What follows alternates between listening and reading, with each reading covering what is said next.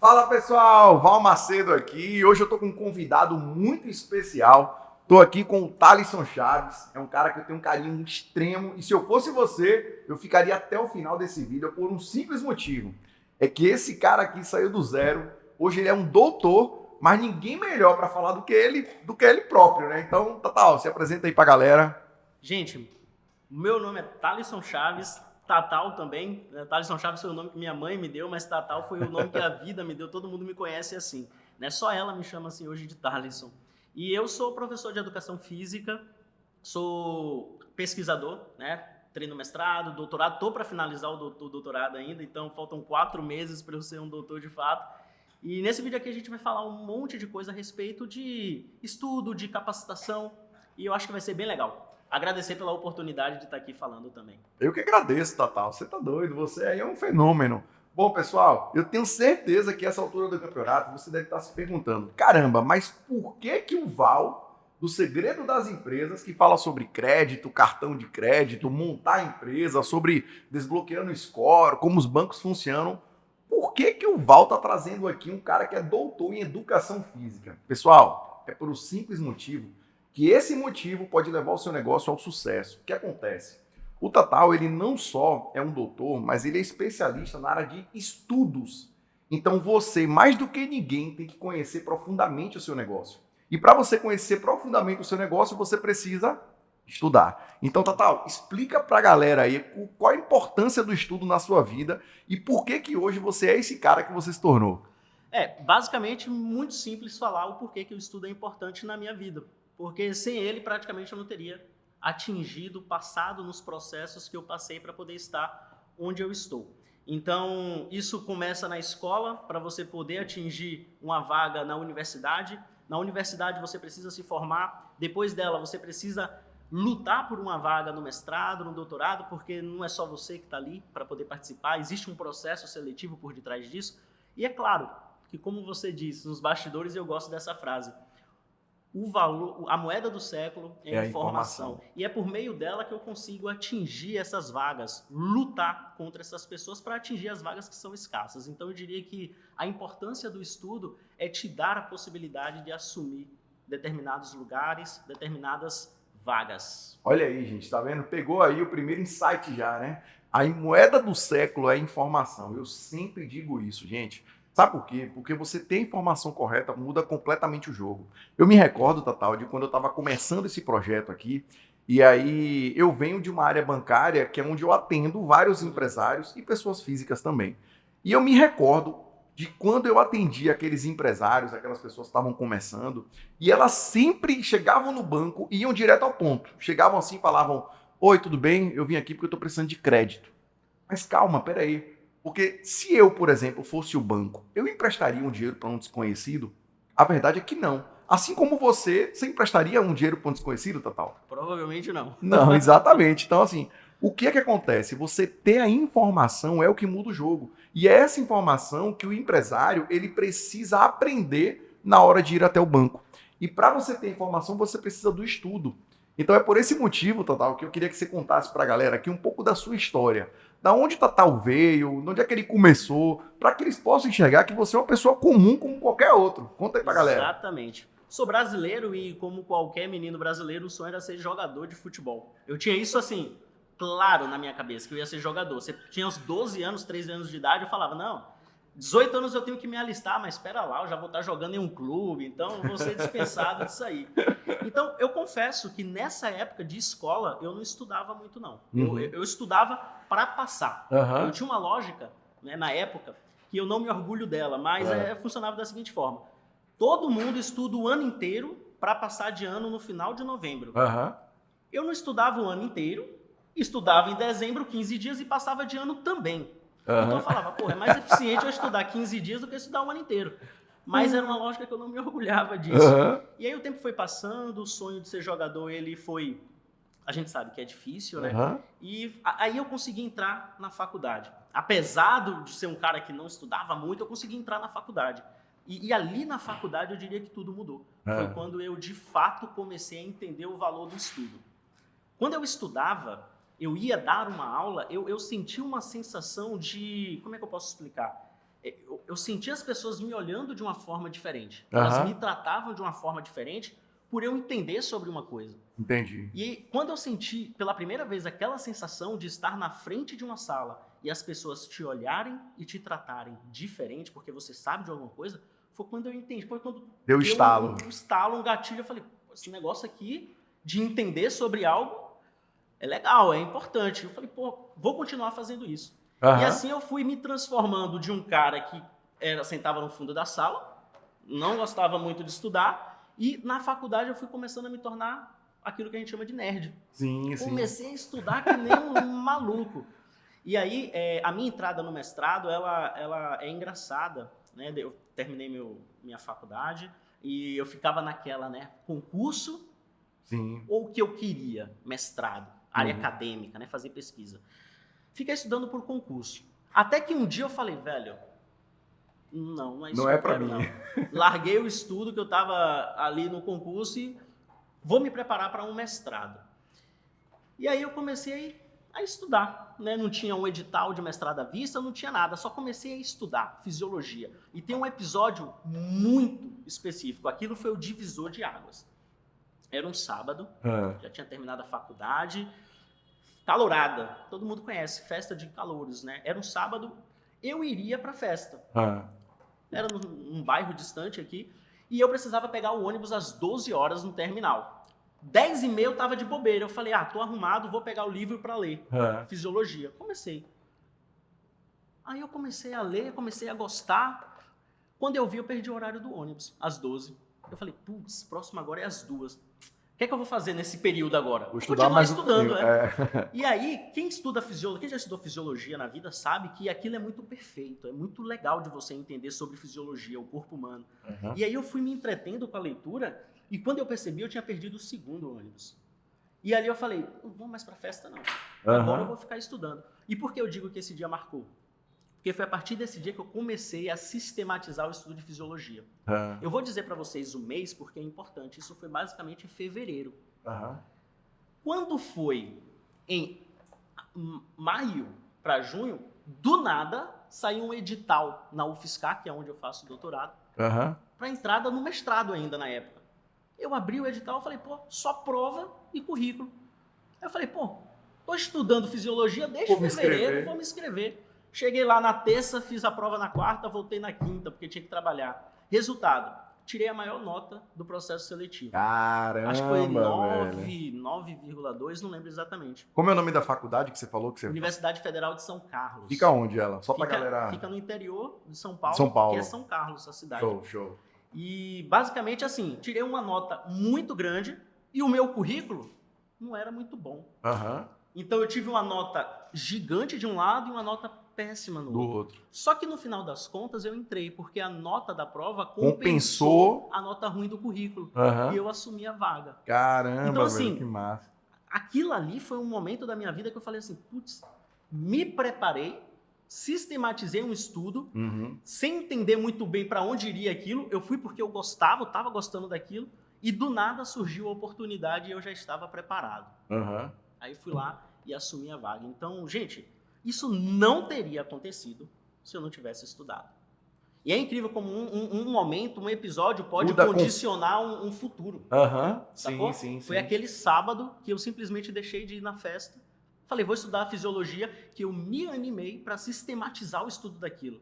E não sabia eu que 3, 4 meses depois aquilo seria simplesmente imprescindível para minha entrada no mestrado. E a partir da minha entrada no mestrado, minha vida muda, porque eu saio de Ilhéus, interior da Bahia, vou morar sozinho no interior de São Paulo. E aí é história, o resto é história. Tem muita coisa aí para contar. Caramba, galera, você viu aí? E aí, Tatal, uma coisa que você falou aí que me chamou muita atenção, sabe o que é? A sua jornada, a sua história. Cada pessoa tem uma história. Assim como a galera que está nos assistindo aqui também tem a sua história. Por exemplo, você, de tudo que você contou aqui pra gente, se eu pudesse resumir, eu diria o seguinte, que o estudo mudou completamente a sua vida. Ou seja, ter a informação privilegiada do estudo te fez entrar no mestrado. Assim como essas pessoas que estão aqui, podem acontecer a mesma coisa. Tipo, a pessoa está lá, às vezes trabalha como autônomo em algum lugar, e aí em algum momento, aquela pessoa que trabalha na empresa de alguém, ela começa a olhar para aquilo que ela faz e ela fala assim, caramba, eu já sei fazer isso. E se eu sair daqui e montar minha empresa? E se eu começar a olhar para esse processo aqui, entendendo qual é o início, qual é o meio, qual é o fim, aí ele começa a estudar sobre aquilo, aí deixa de ir para a festa para estudar mais sobre aquilo, e quando ele vê, ele abre a própria empresa, se torna um empresário. Então, olha como a informação ela é fundamental. Por isso que eu digo que assim, você sair do zero, como você saiu, sem grana, do interior da Bahia, para hoje, está sendo chamado de doutor, um cara que estava no fundo da sala, um cara que não era um CDF, um nerd.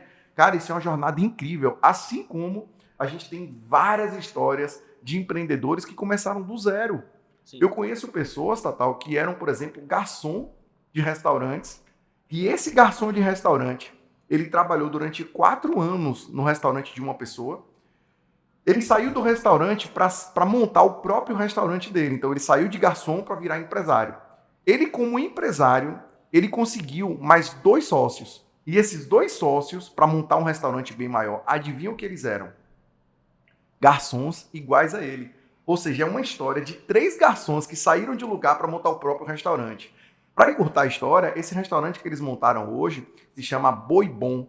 E esse restaurante, ele é uma das maiores referências hoje na cidade onde esse restaurante existe. Sabe por quê? Porque o que faz a diferença desse restaurante é o atendimento. E é justamente da onde eles aprenderam, eles entenderam que eles, enquanto garçons, qual o melhor atendimento que eles davam ali, era onde tinha os melhores retornos. Saíram dali, montaram o próprio restaurante, onde o foco é o atendimento. Então são histórias distintas, a sua e a dele, porém com finalidades iguais. Eles conseguiram seus objetivos, assim como você hoje está conseguindo o doutorado.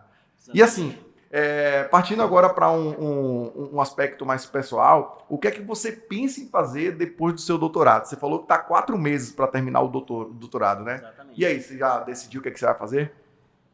Tô decidindo, tô pensando sobre, né? A vida de pesquisador no nosso país não é muito fácil, então é um processo de reflexão, eu diria, mas independentemente do caminho, todas elas têm um fator em comum. Eu vou precisar estudar, vou precisar me informar para poder chegar naquilo que eu quero.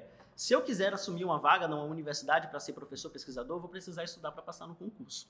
Se eu quiser investir no empreendimento digital, né, que é um local que, infelizmente, muitos acadêmicos ainda não se infiltram, né? Existe, às vezes, um preconceito dentro da universidade quanto a isso, e se eu quiser partir para essa situação, eu vou ter que estudar, eu vou ter que me informar. Então, não sei ainda para onde eu vou. Estou animado e predisposto a estudar para seguir um caminho, seja ele qual for, né? Então, é basicamente isso, o momento é esse. E eu vejo assim, que até nesse ponto que você está hoje, ele coincide muito no ponto que muitos empreendedores também estão. Sabe por quê? Tem pessoas que montam um negócio, aí ela monta um negócio, abre a empresa, abre o seu CNPJ, começa ali atendimento, aluga um espaço, a pessoa começa a atender e entrar um retorno. Mas quando eu atendo essa pessoa no banco, esse empresário, e fala assim, beleza, mas e agora? O que você vai fazer? A pessoa fala, pô, gerente, eu ainda não sei. E aí eu fico, mas como você não sabe? A pessoa, não, porque veja, há pouco tempo atrás eu era funcionário de alguém, hoje eu sou dono. A minha empresa está dando um resultado e tal, mas eu não sei para onde o negócio vai. E assim como essa história que eu contei dos garçons que montaram o próprio restaurante, eles hoje têm a ideia de montar vários outros restaurantes. Mas tem também empresários que, quando atingem um determinado ápice ali de valor, de renda, ou de até de patrimônio, eles simplesmente param. Não tem nada errado com isso, né? É só uma questão mesmo do que é para cada pessoa. Por exemplo, tem empresários que o sucesso ele é quando ele atinge uma rede de franquias. O cara começou pequeno e montou ali uma estrutura que ele possa montar várias franquias. Tem outros empresários que o sonho dele é simplesmente ter a sua própria barraquinha de cachorro-quente. E não tem problema nenhum nisso. Os dois são felizes, cada um à sua maneira. Então, mesmo você não sabendo o que você vai fazer no futuro, eu diria para você que assim, é muito gratificante ouvir isso, sabe? De alguém que está tão preparado e fala aqui, não, Val, ó, eu ainda não sei o que é que eu vou fazer. Porque você tem um leque de caminhos à frente. Mas eu não podia parar aqui e não te perguntar isso. Mas você pensa em empreender? Pensa em ter o seu CNPJ, seja na área de estudos ou na área de lecionar, de dar aula, enfim. Você pensa nisso? Com certeza. Isso é uma possibilidade. Voltando, né? A gente tem sonhos. Acho que todo mundo tem sonhos, tem objetivos e tem metas a se cumprir. E claro que hoje a gente vive num mundo onde a gente depende do trabalho também. Então, eu não quero ser ingênuo de achar que eu tenho apenas um caminho a seguir. E, sinceramente, depois de uma certa idade, eu comecei a colocar os meus sonhos em evidência, valorizá-los de fato. E eu vou tomar rota, seja para um lado ou para o outro, em busca deles. Então, assim, não necessariamente sei o que vou fazer, mas sei basicamente o que eu tenho que fazer para chegar lá. Ficou meio confuso essa fala, eu vou reformular. Eu não necessariamente sei qual rota eu vou seguir, mas as ações que eu preciso para poder seguir por uma rota ou outra, eu sei. E basicamente é isso que eu pretendo fazer, né, após aí finalizar o doutorado. Caramba, velho, que massa, viu? Ô, Tatal, deixa eu te fazer uma pergunta. Falando agora da importância do estudo, você já mostrou aqui pra gente e provou o quanto o estudo foi importante na sua vida. Mas você veio do fundo da sala, como você também disse. Então, para aquela pessoa que está nos assistindo, que ela acha que ela não tem potencial, que ela não gosta de ler, que ela não gosta de estudar, qual o conselho que você dá para essa pessoa? Olha, difícil, vai. O primeiro conselho que eu sempre dou é que a gente consiga se encaixar em algo que a gente tenha paixão. Isso é fato. Por quê? Porque quando você tem paixão por alguma coisa, todo o processo de estudo, de leitura, ele sai do campo do compromisso e entra no campo do hobby. Sim, sim. E aí o gasto de energia que você vai ter, o cansaço que você vai ter, ele vai ser muito menor em relação a uma condição onde você faz por obrigação. Então eu sempre falo, olha, tenta entender, tira um momento da sua vida para tentar entender o que você gosta de fazer. Esse é um primeiro ponto. E depois disso, cara, se não é estudo, se você não gosta de ler, existem outras formas de você se informar. Como o que, por exemplo? A leitura ela não é a única forma. Você pode, por exemplo, ver vídeos, você pode, por exemplo, acompanhar pessoas que estão hoje no YouTube falando sobre diversas coisas. Ou seja, você tem maneiras alternativas para poder se informar. Capacitar. Podcast, vídeo, leitura é apenas uma dentre várias. Então, cara, se você não gosta de ler, busca outra forma de se informar. Ah, eu não gosto dessa outra forma de se informar também. Cara, busca alguma coisa que você gosta. E a partir disso, busca alguém para te ajudar a sistematizar ações dentro daquilo. Que com certeza você vai evoluir. E quando você fala assim, busca alguém, seria alguém na área da pessoa ou alguém de fora?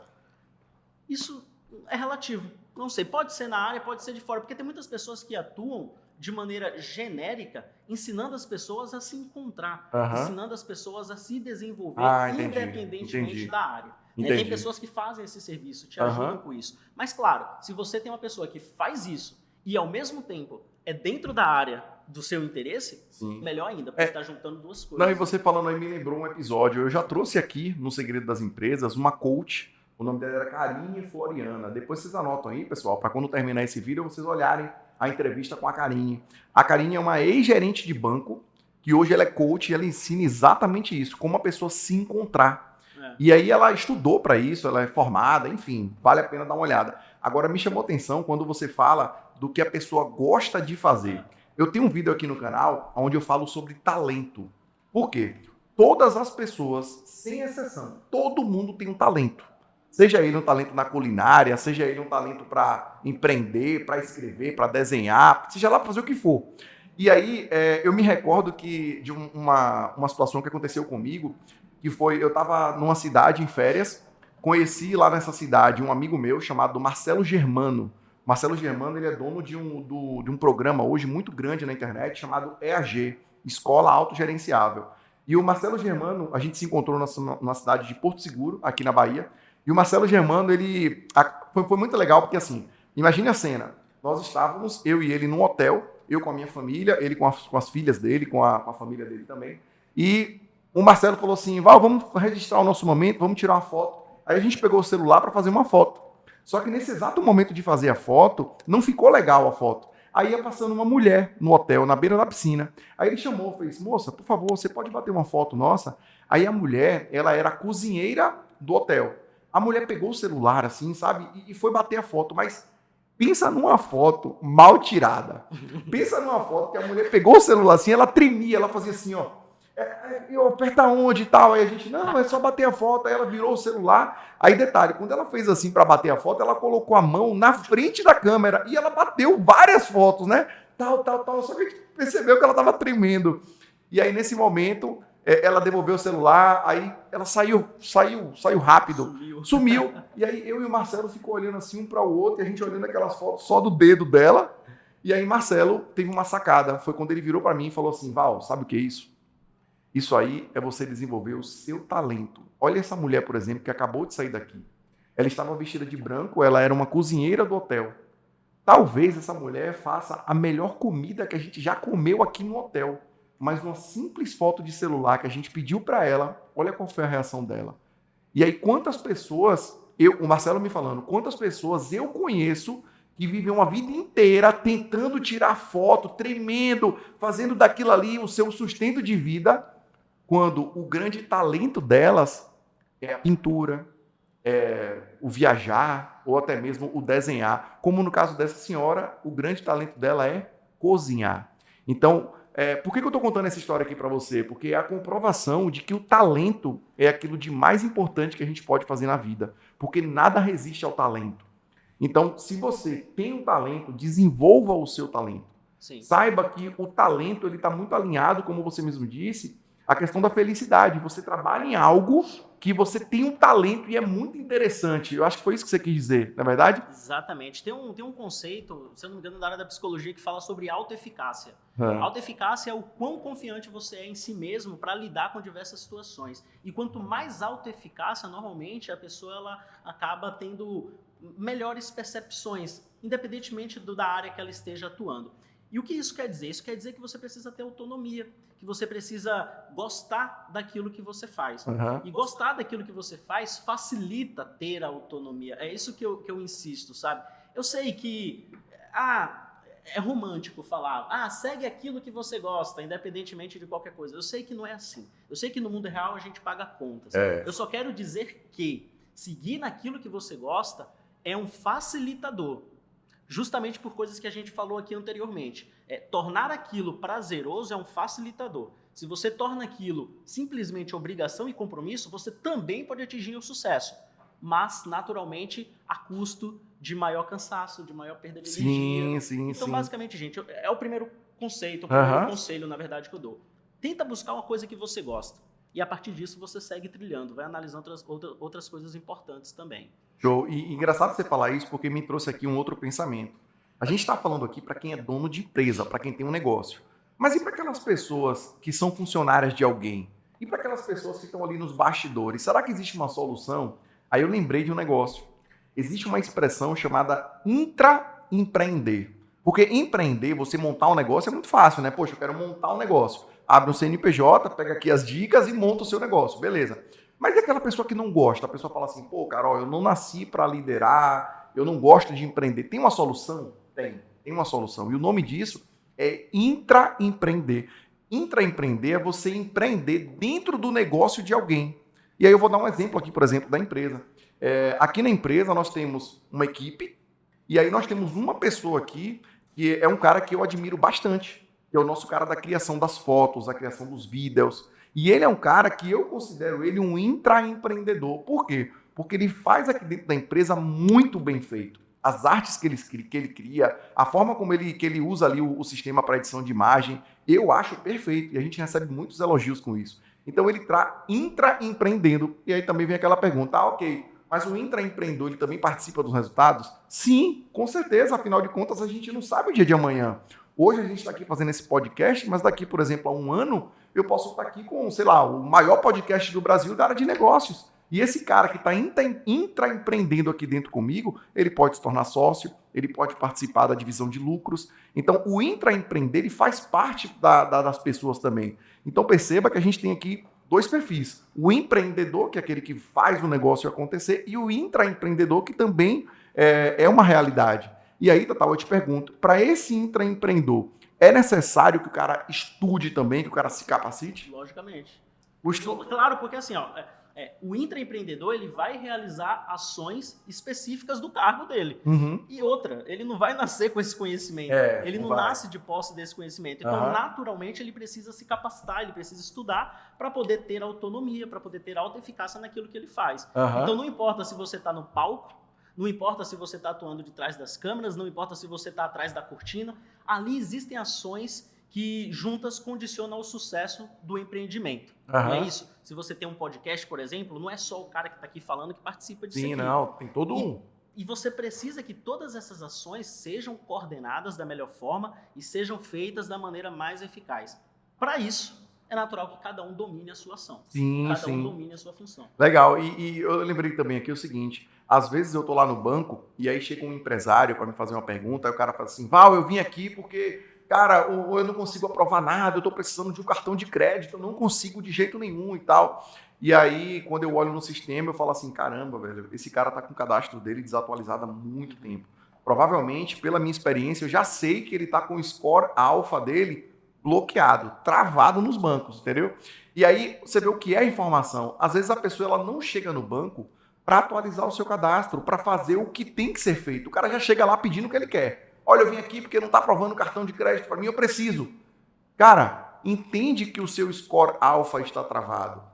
Saiba como desbloquear o seu score alfa para depois disso, aí sim você solicitar o cartão de crédito. Inclusive, por falar nisso, eu vou até pedir para minha equipe colocar aqui o link, que nesse link que eu vou colocar aqui na descrição, é um local onde as pessoas elas podem seguir o passo a passo que eu ensino e desbloquear o seu score alfa em todos os bancos. Isso aí, Tatal, é só uma maneira que eu encontrei de fazer com que qualquer pessoa ela consiga utilizar a ferramenta dos bancos, o poder dos bancos, para comprar, adquirir, financiar qualquer coisa que ela queira.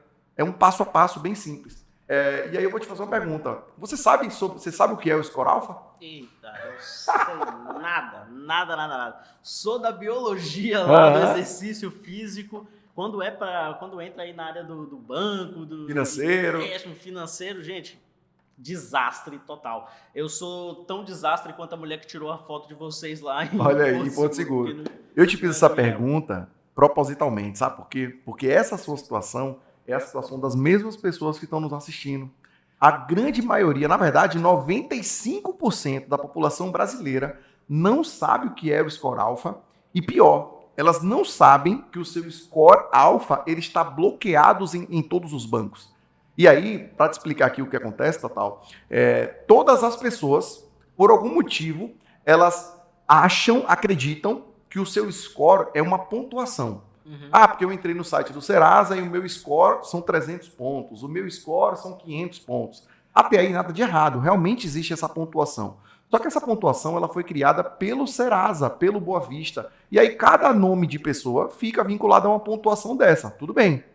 O problema é que as pessoas acham que ter uma boa pontuação é a solução do problema do crédito. Por exemplo, eu tenho 800 pontos, vou no banco e vou conseguir o crédito. Não é assim. E o que me deixa mais intrigado é que em todo esse período que eu trabalho em banco, todo dia, dezenas de pessoas entram no banco e falam assim, eu vim aqui porque meu score é não sei quantos pontos e eu preciso de um empréstimo. Cara, aquele empréstimo, aquela pontuação que você tem no seu score, não tem nada a ver com os bancos. O score pontuação foi algo criado pelo Serasa e por outras empresas por algum motivo. Agora, na avaliação do banco, para o banco ele poder lhe emprestar, por exemplo, alguns mil reais que você venha precisar, ou lhe dar um bom cartão de crédito, o banco faz isso através de um sistema. Esse sistema se chama Score Alpha. O que é isso? É o sistema do banco, é um mecanismo utilizado pelos bancos na hora de avaliar. É esse mecanismo que diz se o banco vai liberar ou não um bom cartão de crédito para você. Uhum. Então, o Score Alpha é isso, é o mecanismo que os bancos utilizam. E aí, Val, esse mecanismo, ele se baseia em quê? Na pontuação? Não, não é na pontuação, e sim na letra. Cada nome de todo brasileiro, ele é vinculado a uma letra, que vai de A a F. A, B, C, D, E, F. E existe ali um ponto de corte. A grande maioria dos bancos só trabalham com o cliente que tenha a sua letra, que é o seu Score Alpha, ou seu score alfa, vinculado ali a uma letra. Tipo, só trabalho com pessoas que têm um score ou A ou C. Outros bancos só trabalham com pessoas que têm um score A. Então, veja que não se trata de pontuação, e sim de letras. Então, isso é o score alfa. E aí, assim como você não sabia, e eu sei que muita gente aqui também não sabe, eu trago essa informação. Identifique como está o seu cadastro no banco, identifique como desbloquear o seu score alfa, porque isso aí vai te libertar financeiramente para tudo que você queira comprar. Valeu a pena? Faz sentido para você?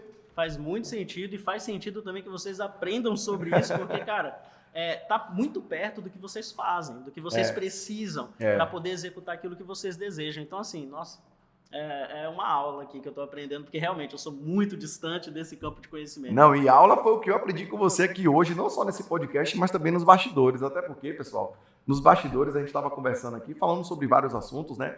E assim, eu conheço o Thalisson desde criança. Então eu sei a evolução que ele teve na vida. E através do estudo eu consigo ver nitidamente como você saiu do ponto A para o ponto B.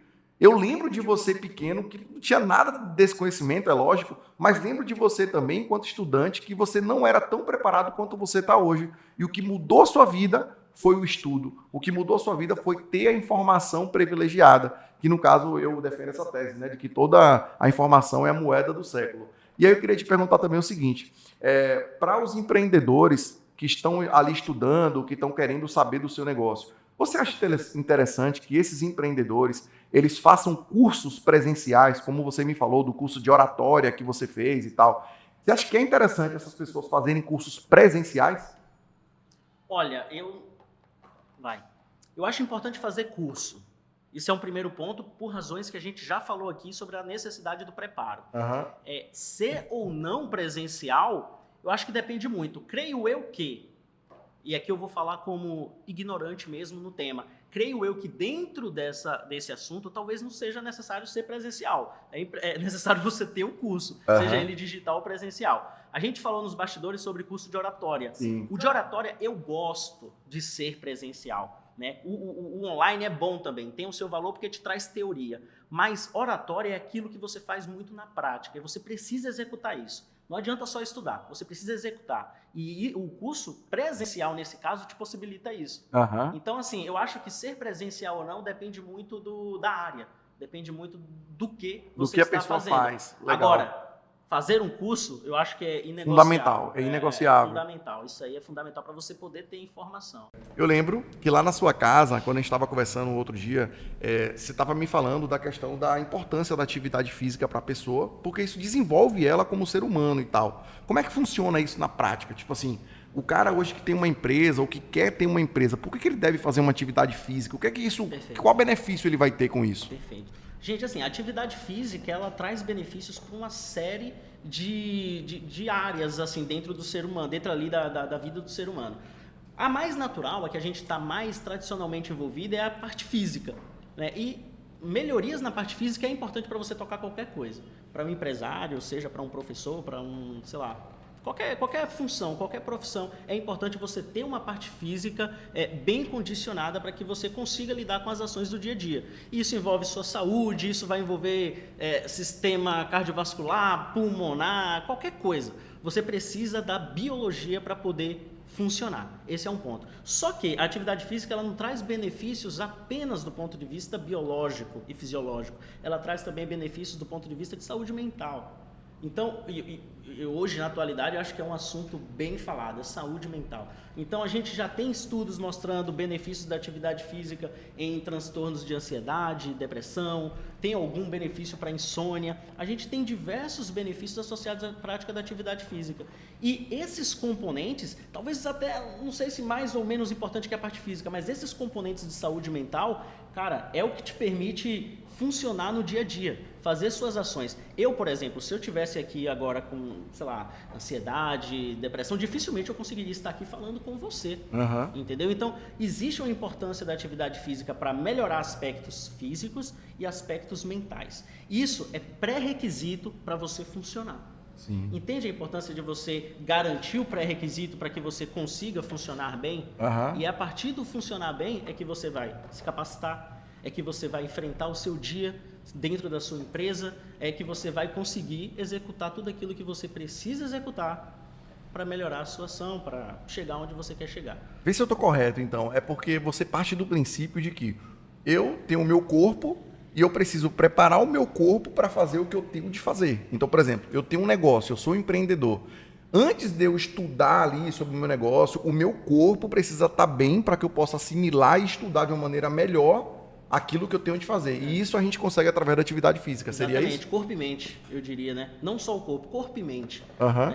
Gente, assim, quem já passou por algum processo de, uma condição, algum distúrbio do ponto de vista mental, ansiedade, qualquer coisa do tipo, a gente percebe o quanto incapacitado a gente fica para o nosso dia. Eu já dei aulas várias vezes e alguns episódios já aconteceu de eu ficar ansioso antes da aula. E quando você fica, já foi, você não consegue entrar, você não consegue executar. Então imagina você, no seu dia a dia, trabalhando ali em pró do desenvolvimento da sua empresa e simplesmente você acorda, tem uma crise dessa, você simplesmente não consegue nem ir na empresa. Caramba. Você não consegue nem ao menos executar funções básicas que você precisava executar. Então, assim, às vezes as pessoas que nunca tiveram nenhuma crise tendem a não se importar com isso, porque é natural, sempre esteve bem. Mas quando a gente tem uma crise, a gente percebe o valor de você ter isso bem trabalhado. Então, assim, se você não tem o corpo e a mente bem trabalhada, dificilmente você vai conseguir executar algo, por mais básico que seja. Caramba, e eu vou te falar uma coisa, viu? Eu, assim, sendo muito sincero com você, eu me enxerguei nessa situação que você falou. O empreendedor, ele vive muito os altos e baixos, né? Então, eu lembro que há mais ou menos um mês atrás, eu estava fazendo atividade física todo dia de manhã. Eu acordava ali e tal, ia na academia, dava uma malhada. Cara, tem mais ou menos 20 dias que eu não consigo. Eu acordo de manhã até pensando assim, hoje eu vou na academia. E simplesmente vem ali aquela maresia, aquela coisa, eu digo, não, amanhã eu vou, tal. E não vou. Qual conselho você dá para mim, que estou nessa situação? Sobre ir e não ir? Sobre como é que eu me motivo para ir, por que meu corpo fica falando isso? Ah, cara, não vai não, tal. O conselho vai ser estranho, porque você usou a palavra motivo. Uhum. O ponto é, não dependa dela, não dependa de motivação. Motivação, ele é um combustível que te dá um up momentâneo. Sim. Ele é o que te faz levantar e ir em um dia. Você se motiva e você vai, Sim. 2 dias. Sim. Mas as adaptações que eu falei, que trazem benefícios tanto do ponto de vista físico e mental, elas são dependentes de um longo prazo para acontecer. São adaptações que a gente chama de adaptações crônicas ao exercício.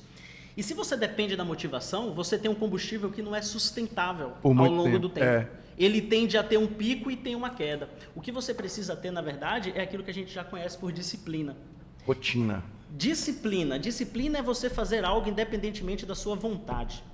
É você acordar e fazer aquilo que você precisa fazer, independente de você estar ou não motivado. Caramba, forte isso aí. E assim, é complicado. Aí eu gostaria de ter algum psicólogo aqui do lado, a galera que estuda mais como funcionam os nossos comportamentos, para poder entender como a gente se mantém disciplinado. Né? Existem intervenções, eu falo muito por cima porque eu não sou da área, mas intervenções ambientais que a gente pode fazer, ou seja, intervenções ao nosso entorno que a gente pode fazer para favorecer o comportamento de atividade física. Quer um exemplo? Coloca o tênis de corrida num local acessível, para que você olhe para ele e desperte o gatilho da atividade física. O que eu comecei, por exemplo, beber água. Beber água era um negócio que simplesmente eu não conseguia fazer, eu esquecia. Nessa pandemia eu fiquei em casa.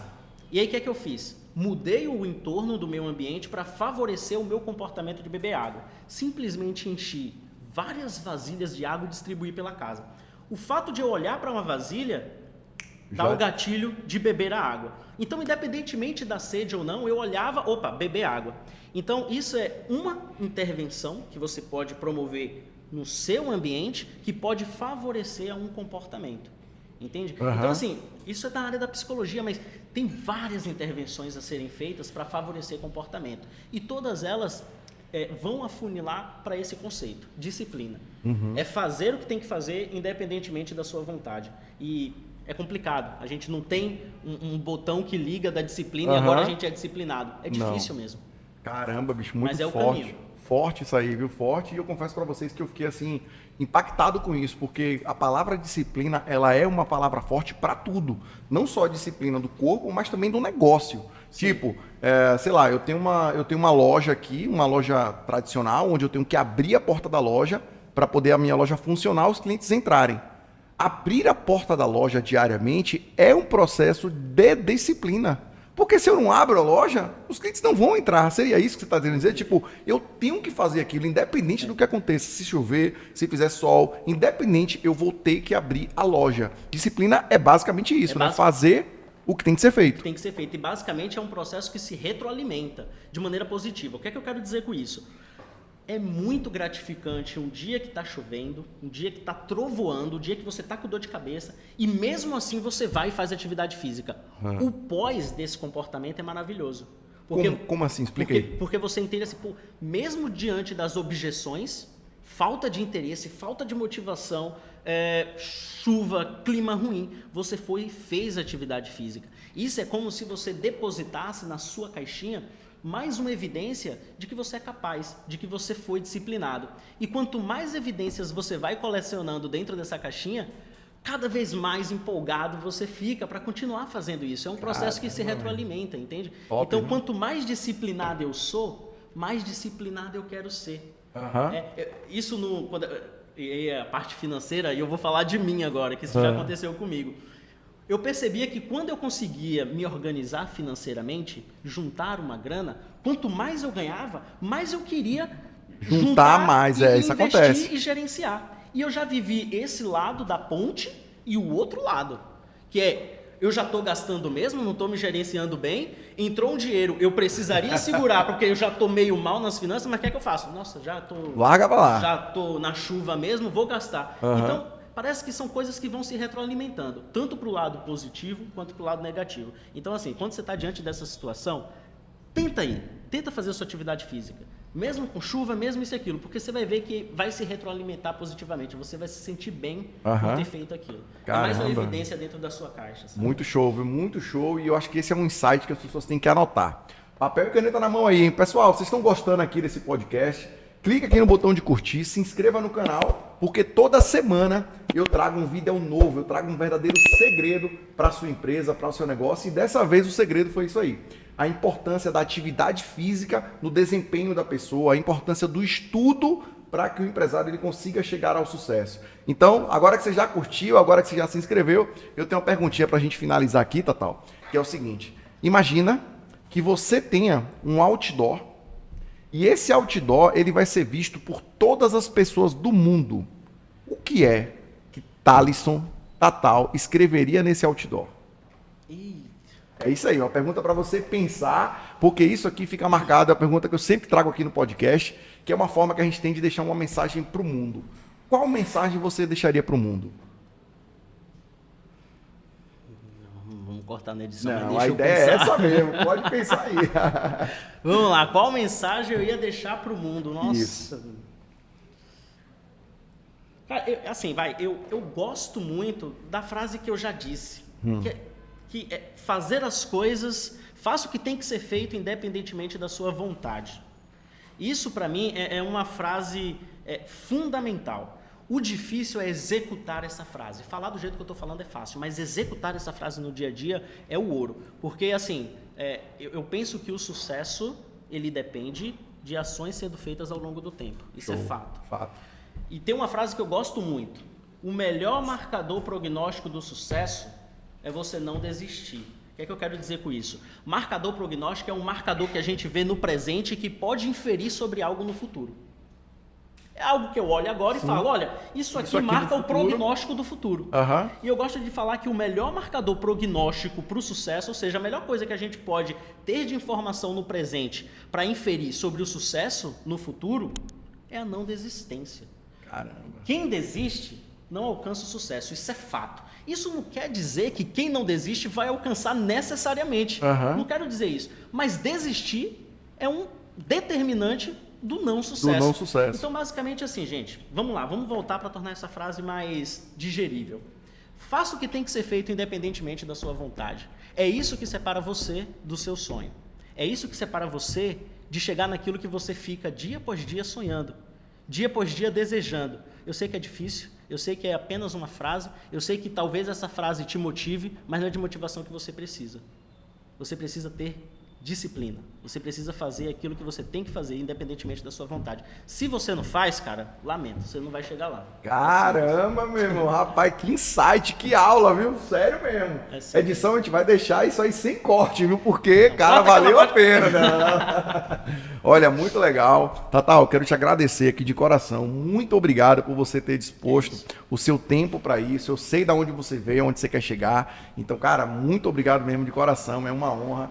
Assim, estou muito honrado de ter você aqui. Tenho certeza que vocês também aí gostaram muito desse bate-papo com o Thalisson. Então, coloca aqui nos comentários. A pergunta que eu vou deixar para a galera colocar nos comentários é o seguinte: qual pergunta você gostaria de fazer para um doutor em estudo na área de humanas, na área de motivação? Qual pergunta você quer fazer para ele? Deixa nos comentários aqui que eu vou fazer questão de responder todas elas, tá bom? Um abraço, fiquem com Deus. Obrigado por tudo aí, Tatal. É isso, até a próxima. Valeu. Mais um recadinho aí? Não, só agradecer a oportunidade de estar aqui falando. É sempre bom falar e inspirar pessoas. Se inspirar já tá bom demais.